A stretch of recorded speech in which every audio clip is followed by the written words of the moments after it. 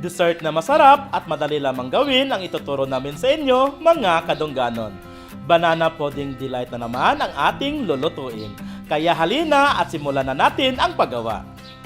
Mga sangkap: 1 kilo hilaw na saging, saba, 1 can 400 ml cream densada, 1/3 cup cornstarch, 1 bar butter, 1 can 370 ml evaporated milk, 1 piece 160 gram cheese.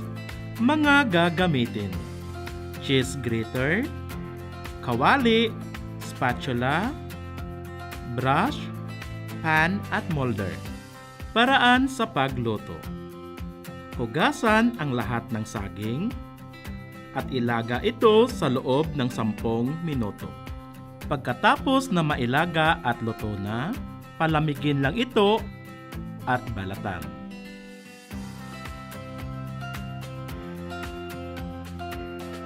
Gadgarin ito gamit ang cheese grater. Sa isang kawali, ilagay ang cream densada. Haluin ito hanggang sa kumulo. Huwag kalimutan na ang apoy ay medium heat lamang. Once na kumulo na, ibuhos ang ginadgad na saging at haluin ito hanggang sa mag-well combine ang cream densada at saging. Para naman sa slurry, kailangan natin ng 1 cup evaporated milk at 1/3 cup cornstarch. Haluin ito ng mabuti. Once na mahalo na ito, ibuhos sa ating saging at haluin ito hanggang sa mag-well combine at matuyo ito.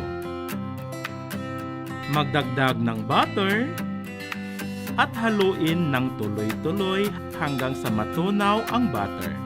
Malalaman kung luto na ito pag humiwalay na ito sa kawali pag hinalo mo ito.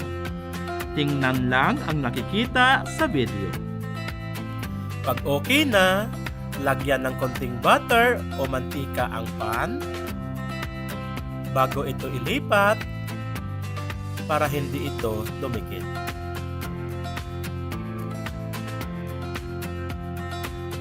Pagkatapos ay palamigin ito sa room temperature bago i-unmold. Kunin ito sa pan at lagyan natin ito ng cheese sa itaas as toppings at slice natin ito.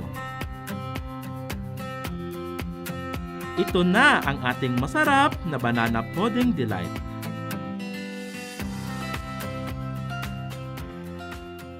Mga kadungganon, subukan nyo rin ito sa inyong mga tahanan. Maaari nyo rin itong idagdag sa inyong mga negosyo. Ricky po muli, salamat sa panonood.